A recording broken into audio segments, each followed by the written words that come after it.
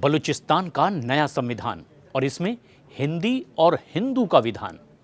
बलूचिस्तान की आज़ादी के आंदोलन में अब एक ऐसा मील का पत्थर गाड़ दिया गया है जिसके बाद इस्लामाबाद से लेकर रावलपिंडी तक ज़बरदस्त हड़कंप मचा हुआ है। बलूच नेताओं ने बलूचिस्तान लिबरेशन चार्टर आधिकारिक तौर पर अब जारी कर दिया है और इसे पाकिस्तान के अस्तित्व के लिए डेथ वारंट भी माना जा रहा है। लेकिन इसमें हिंदी और हिंदू पर भी जो बात कही गई है, ये सबसे ज़्यादा चुभने वाली है बात पाकिस्तान को।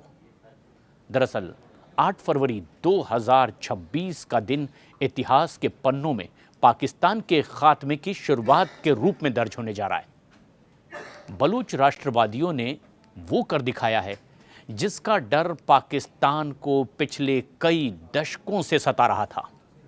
बलूचिस्तान की आज़ादी का खाका यानी कि उनका अंतरिम संविधान आधिकारिक तौर पर अब पूरी दुनिया के सामने पेश कर दिया गया है। बलोच नेता मीर यार बलोच ने इस ऐतिहासिक दस्तावेज को शेयर भी किया, जिससे कि रावलपिंडी के आर्मी हेडक्वार्टर में बैठे जनरल आसिम मुनीर और वहां के प्रधानमंत्री शहबाज शरीफ की रातों की नींद उड़ गई है। और ये सिर्फ एक दस्तावेज भर नहीं है, बल्कि जिन्ना के पाकिस्तान की कब्र पर आखिरी कील ठोकने का काम। बलूचिस्तान लिबरेशन चार्टर की प्रस्तावना ही पाकिस्तान के लिए किसी काल चक्र से कम नजर नहीं आ रही। मीर यार बलोच के मुताबिक बलूचिस्तान की 6 करोड़ बहादुर माताओं, बहनों और बुजुर्गों ने आज़ादी की इस मशाल को जलाए रखने के लिए लाखों बलिदान दिए और ये संविधान उन लाखों शहीदों के खून से लिखा गया है जिन्हें पाकिस्तानी सेना ने गायब कर दिया या फिर उन्हें ज़बरदस्त प्रताड़ित किया गया। और ये चार्टर दुनिया को एक साफ संदेश भी दे रहा है कि बलूचिस्तान ना तो पाकिस्तान है और ना ही धार्मिक चरमपंथियों की पनाहगाह। ये एक धर्मनिरपेक्ष और लोकतांत्रिक गणराज्य का ब्लूप्रिंट है जो कि आधुनिक दुनिया के साथ अब कंधे से कंधा मिलाकर आगे चलने के लिए पूरी तरह से तैयार है।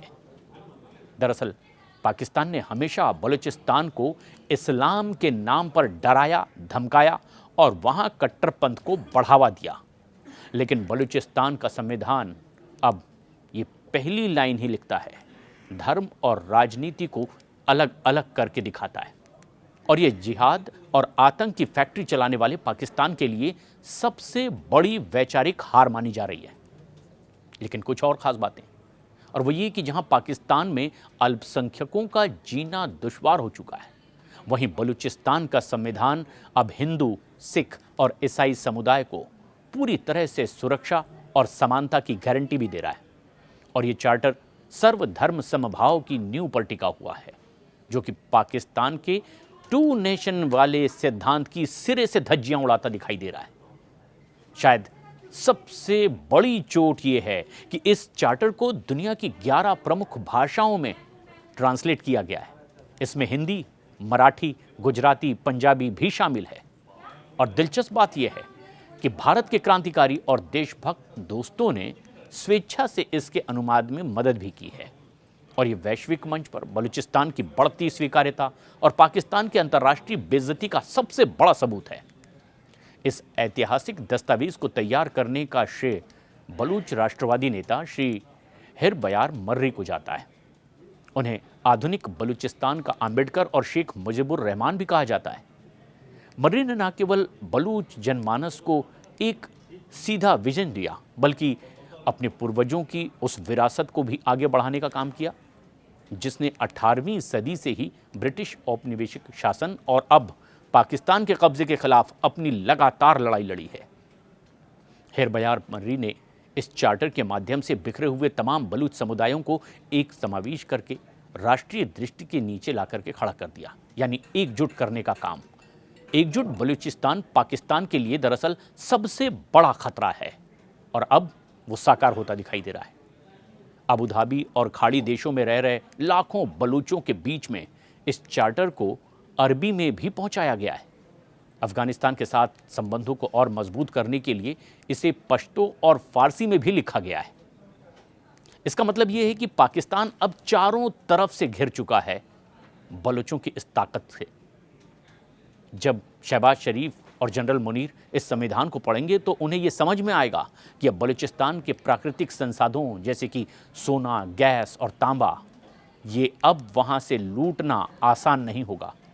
बलोच अब अपने न्याय, संप्रभुता और सम्मान के लिए एक कानून के तहत संगठित हो चुके हैं।